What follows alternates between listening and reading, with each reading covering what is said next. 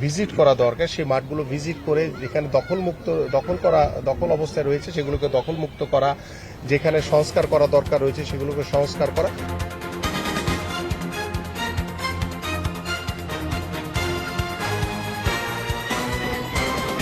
লালবাগ এলাকার 24 নম্বর ওয়ার্ডের এই শ্মশানঘাট এলাকাটি অত্যন্ত প্রসিদ্ধ একটি স্থান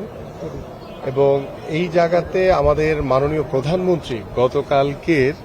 একটি জাতীয় দৈনিকে এই যে ঠিক মাঠের ঠিক ডান পাশে একটি ছোট্ট একটি পার্কের মতো একটি জায়গা আছে এবং সেখানে ছোট্ট শিশুরা খুব জরাজীর্ণ একটি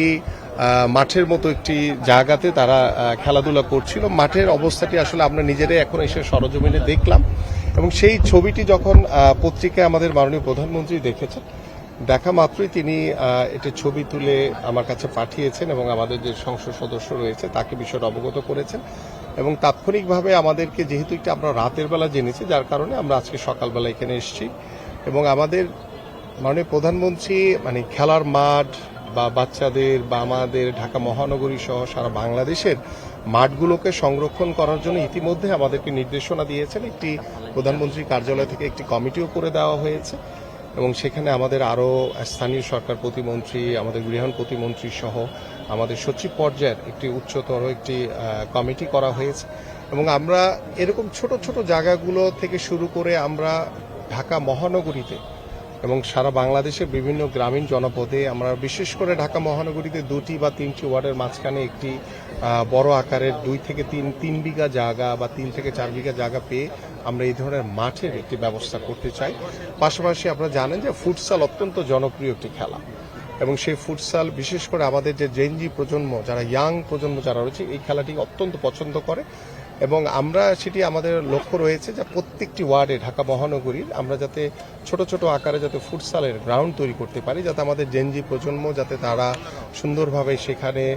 দিনে রাতে যখনই সময় হয় তাদের পড়াশোনার ফাঁকে যাতে তারা এই খেলাটি উপভোগ করতে পারে, সেজন্য আমরা একটি ব্যবস্থা করব। আমি এই কথাগুলো বলার উদ্দেশ্য হচ্ছে যে আমাদের মাননীয় প্রধানমন্ত্রী স্পোর্টসকে এতটাই গুরুত্ব দিচ্ছেন যে তার নজরে যখন গতকালকে একটি জাতীয় দৈনিকে যে ছোট ছোট বাচ্চারা যে দোলনায় দুলছে এবং মাঠের যে দুরবস্থা দেখেছে, সেখানে একদম মানে কি বলে এটাকে কঙ্কর দেওয়া এবং খুবই বাজে একটি অবস্থা দেখলাম, সেইটি তার নজরে আসা মাত্রই কিন্তু তিনি আমাকে এবং আমাদের সংসদ সদস্য তাকে অবগত করেছে, যার কারণে কিন্তু আমরা এখানে তাৎক্ষণিকভাবে আজকের এই উপস্থিতি এবং ইতিমধ্যে আমাদের এখানে সিটি কর্পোরেশনের চিফ ইঞ্জিনিয়ার তিনি রয়েছেন এবং তাকে ইতিমধ্যে আমরা বলেছি যে আগামী 7 দিনের ভিতরই যাতে এই কঙ্করযুক্ত যে জায়গাটা রয়েছে সেটা যাতে একটু লেভেল করে এবং এখানে যাতে আমরা যদি অ্যাস্ট্রোটার্ফ এখানে যদি বসিয়ে দিতে পারি সেখানে, তাহলে আমাদের দেখা যাবে যে এই জায়গার যে এলাকার যারা ছোট ছোট বাচ্চারা রয়েছে এবং এখানে কিছু খেলাধুলার কিছু ইনস্ট্রুমেন্ট রয়েছে যেগুলো ছোট বাচ্চারা খেলাধুলা করে, সেই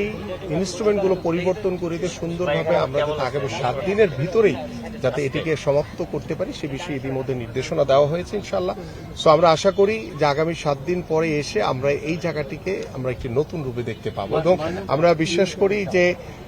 শুধু আমার এই লালবাগ এলাকা না, ঢাকা শহরের এই ধরনের যেখানে যেখানে আমাদের বাচ্চাদের যে খেলার জায়গাগুলো রয়েছে, যেগুলো আমরা জানি যে অনেক জায়গায় দখল হয়ে আছে, সেগুলো ইতিমধ্যে দখলমুক্ত করার জন্য আমরা আমাদের কার্যক্রম শুরু করেছি এবং যেখানে দেখা যায় যে মাঠগুলো খুব জরাজীর্ণ অবস্থায় রয়েছে সেগুলোকে কিভাবে আমরা একটি লেভেল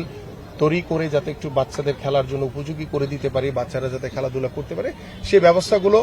আপনাদের কাছেও আমি সহযোগিতা চাই যে ঢাকা মহানগরীতে এরকম যদি আরো কোথাও কোনো জায়গা থাকে সেগুলো আপনাদের আমাদের নজরে আনবেন এবং তাৎক্ষণিকভাবে আমরা আমাদের নিজ নিজ এলাকায় যেখানে যেখানে মাঠের সংস্কার করা দরকার সেটা অগ্রাধিকার ভিত্তিতে আমরা সেই সংস্কারগুলো করে আমরা প্রত্যেকটি এলাকার পাড়া মহল্লার বাচ্চাদের জন্য যাতে একটি খেলার উপযোগী মাঠ তৈরি করে দিতে পারি।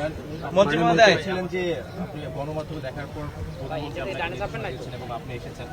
হয়তোবা সব মাঠ ঢাকায় যে মাঠগুলো রয়েছে সব গণমাধ্যমে চোখে আসবে না, বা আপনার এরকম কোনো পরিকল্পনা নিয়েছেন কিনা বা কোনো লক্ষ্যমাত্রা আছে কিনা যে এতদিনের মধ্যে আমরা পুরো ঢাকা যতগুলো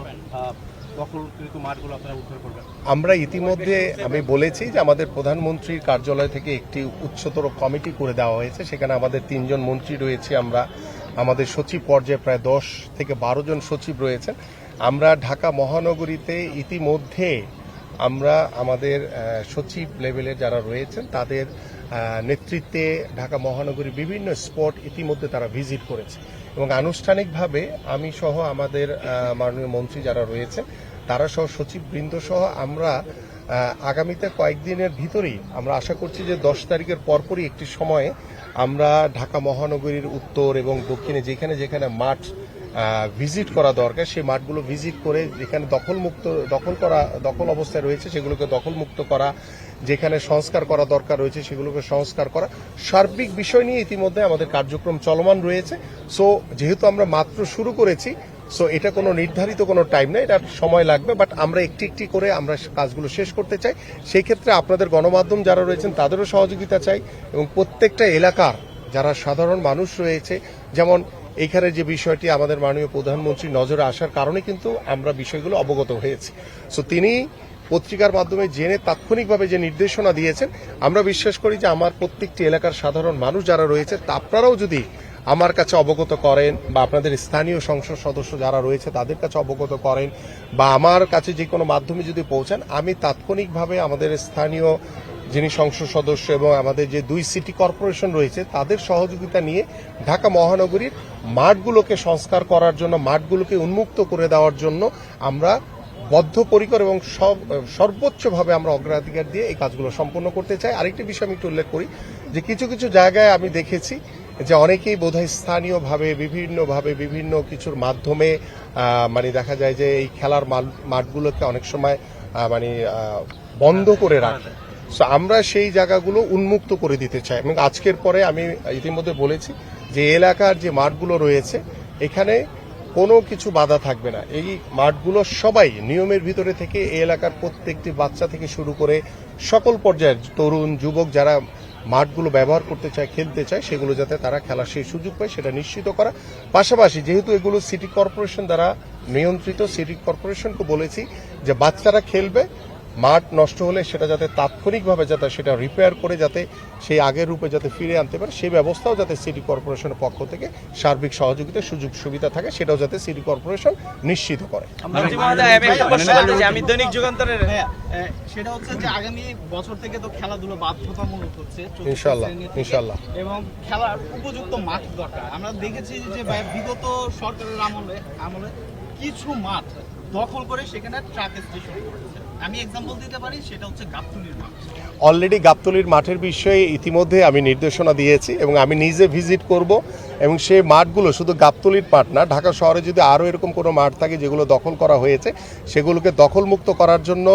আমাদের সরকার বদ্ধপরিকর এবং আমি ব্যক্তিগতভাবে আমাদের স্থানীয় সংসদ সদস্য যারা রয়েছেন, আমাদের সিটি কর্পোরেশনে যারা রয়েছেন সবাই কিন্তু আমরা একমত পোষণ করেছি যে আমরা ঢাকা মহানগরীতে যেখানে যেখানে দখলকৃত মাঠ রয়েছে সেগুলোকে দখলমুক্ত করা এবং যেখানে যেখানে খালি জায়গা রয়েছে আমরা সেগুলোকে খেলার উপযোগী মাঠ তৈরি করার জন্য আমাদের মাননীয় প্রধানমন্ত্রী তিনি ইতিমধ্যে আমাদেরকে নির্দেশনা দিয়েছেন। তার নির্দেশনা অনুযায়ী কিন্তু আমরা প্রত্যেকটি কার্যক্রম চলমান রেখেছি। আমার একটা প্রশ্ন ছিল, যেটা হচ্ছে আপনাদের প্রধান লক্ষ্য হচ্ছে খেলা চালানো, সেই জায়গা থেকে আপনি বারবারই বলেছেন যে যত দ্রুত সম্ভব সব খেলাগুলো চালু করার ক্ষেত্রে গতকাল বাংলাদেশ ন্যাশনাল টিমের সাবেক একজন ক্রিকেটার যিনি কিনা আপনার উদ্দেশ্য করে একটা কথা বলেছেন যে আসলে এটা নিয়ে আসলে কোনো বিবেচনা করবেন। আমি দক্ষিণ সিটি কর্পোরেশন এলাকাগুলো দেখি, আমার নাম জহিরুল সানি। এইখানে আপনি যে মাঠটিতে আজকে এসেছেন এই মাঠটি অনেক ভালো। এই মাঠ অনুযায়ী অন্য এই মাঠগুলার অনুপাতে অন্যান্য মাঠগুলার আরো বেহাল অবস্থা, কিন্তু এই মাঠের সম্পর্কে আমার কাছে একটা সুনির্দিষ্ট অভিযোগ রয়েছে। এই মাঠে এলাকার কিছু লোকজন মিলে যেরকম অলরেডি উত্তর দিয়েছে, জি একটা ভাড়া দেওয়া হয়, এইটাই আমি উত্তর দিয়েছি, সেটা একটু আগে এটা বলেছি কিন্তু অলরেডি যে এখানে কোনো ভাড়া দেওয়া না, এটা ওপেন থাকবে, উন্মুক্ত থাকবে আজকের পর থেকে। এখানে কোনো ভাড়ার বিনিময়ে আর কখনোই কোনো মাঠ বরাদ্দ দেওয়া হবে না। এই এলাকার স্থানীয়ভাবে সিটি কর্পোরেশন যেহেতু এই মাঠগুলো তৈরি করেছে তাদের নেতৃত্বে এবং এই এলাকার স্থানীয়ভাবে যারা বাচ্চারা থেকে শুরু করে বয়োজ্যেষ্ঠ সবাই যাতে এই মাঠটি খেলার উপযোগী হিসেবে ব্যবহার করতে পারে সে বিষয়ে ইতিমধ্যে নির্দেশনা দেওয়া হয়েছে এবং আমাদের স্থানীয় সংসদ সদস্য তিনিও আছেন, তিনিও সার্বিকভাবে এই বিষয়গুলো মনিটর করবেন এবং এই ধরনের মাঠ আমরা ঢাকা মহানগরীতে বিভিন্ন ওয়ার্ডে আমরা করতে চাই। সো আমাদেরকে একটু সময় দেন, ইনশাআল্লাহ আমরা পর্যায়ক্রমে চেষ্টা করছি যে এই মাঠগুলো করার মাধ্যমে যাতে আমরা স্থানীয়ভাবে সকল খেলোয়াড়দেরকে যাতে আমরা উৎসাহিত করতে পারি। হ্যাঁ, আপনারই বোধহয় নিউজটা রাইট। আপনি কি নিশ্চিত করতে পারতেছেন যে আজকের পর থেকে এই মাঠ সবার জন্য উন্মুক্ত থাকবে? ডেফিনেটলি আমি তো বলে দিয়ে যাচ্ছি, স্থানীয় সংসদ সদস্য রয়েছেন, আজকের পর থেকে এখানে মানে এই মাঠগুলো ওপেন থাকবে, সবার জন্য খেলবে এবং এটার বিনিময়ে সেটার জন্য আমরা ব্যবস্থা নিব। এখানে সিটি কর্পোরেশন রয়েছে, স্থানীয় সংসদ সদস্য রয়েছে, এটা এখানে সবাইকেই জবাবদিহিতার আওতায় আনতে হবে। জবাবদিহিতার আওতায় এনে আমরা নিশ্চিত করতে চাই। এখন অগোচরে আপনিও সারাক্ষণ এটা খেয়াল রাখতে পারবেন না, আমিও পারবো না। অগোচরে যদি কেউ কিছু করে, যদি আমাদের চোখে দৃশ্যমান হয়, সেটার বিরুদ্ধে অবশ্যই আমরা আইনগত ব্যবস্থা নিব। প্রতিমন্ত্রী, আমি নিউজ 24 রিপোর্টে একটা কোশ্চেন ছিল, সেটা হচ্ছে যে সরকার সবসময় খেলা নিয়ে সচেতন এবং সেটা আমরা একটা দেখলাম যে হচ্ছে সকল খেলাকে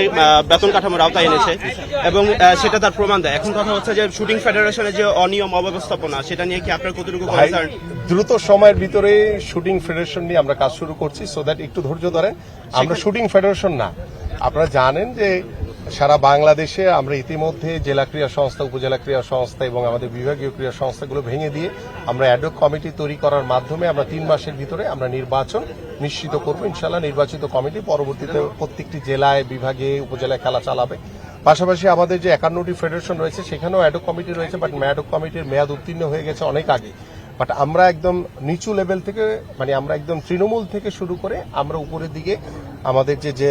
ঢাকার যে ফেডারেশনগুলো রয়েছে সেই কমিটিগুলোকে আমরা পুনর্গঠন করব। সেগুলো পুনর্গঠন করে আমরা নির্বাচনের মাধ্যমে আমরা একটি নির্বাচিত কমিটি প্রতিষ্ঠিত করব। সেই ক্ষেত্রে শুটিং ফেডারেশন থেকে শুরু করে অনেক ফেডারেশন বিষয়ে আমার কাছে কিছু অভিযোগ রয়েছে, সেগুলো আমরা পর্যালোচনা করছি, সেটা পরবর্তীতে আপনারা জানতে পারবেন। জেলা বিভাগের কমিটিটা আসলে কতদিনের মধ্যে হবে? 3 মাসের ভিতরে হয়ে যাবে ইনশাআল্লাহ। মানে